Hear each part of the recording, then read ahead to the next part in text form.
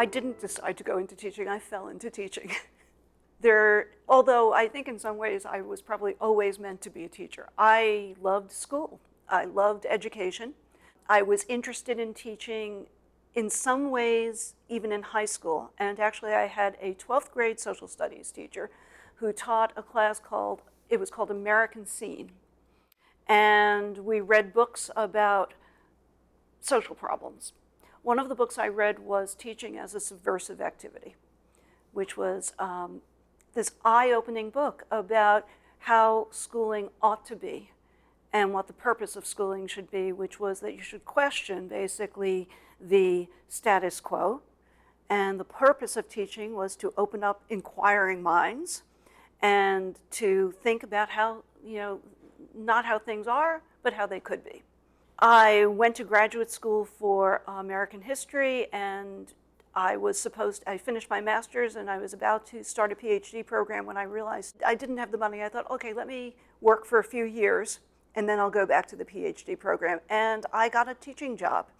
I got a teaching job in a private school, so I didn't have any education credits to speak of, but I had a master's in American history, which meant I could teach American history pretty quickly. And every year I thought of this as a one-year commitment. And so I made that one-year commitment for 18 years. During that 18 years, of course, I did go and take education classes. I was exposed to the work of Paulo Freire. I got my permanent New York State certification, and I learned a lot about pedagogy. But I would say that I was always motivated by a sense of social justice. I brought that into teaching. And as a history teacher particularly, I think it's hard to teach history without having a sense of social justice. Over time, I landed here at the Southern Poverty Law Center as Director of Teaching Tolerance, which just seemed to be, when I saw that opportunity, it was like, oh, this is what I've been kind of training for.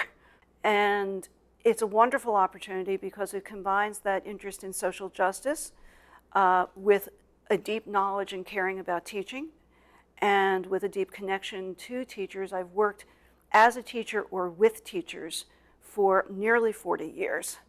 And I know what they struggle with, and I know that it's not always easy, and I know that they care. They want to make a difference in their students' lives. And my job is to give them the tools to help them do that.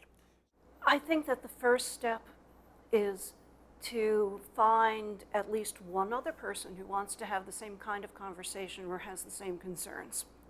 One person, that's all you need.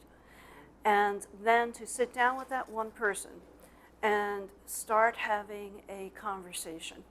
We just published a booklet called Let's Talk, and in fact it tackles exactly this issue, which is how do you get prepared as a teacher to have conversations in classrooms that are difficult to have.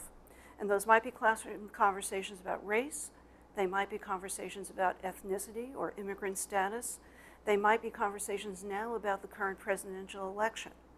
They might be conversations about sexual orientation or gender identity. I mean, there are all sorts of conversations that teachers want to talk about, feel that they need to because it's relevant to the needs of their students, but are not particularly comfortable doing.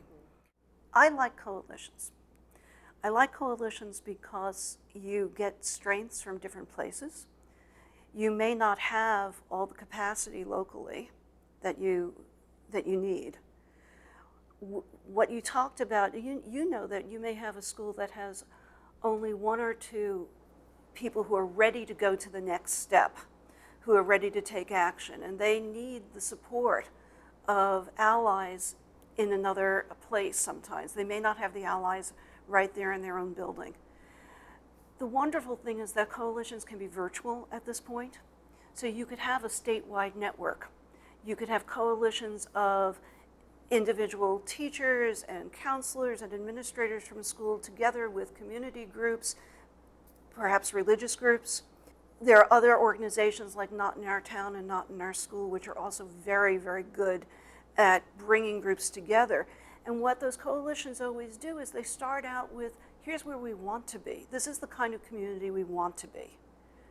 And then they support each other in figuring out solutions that are going to apply in a very specific place.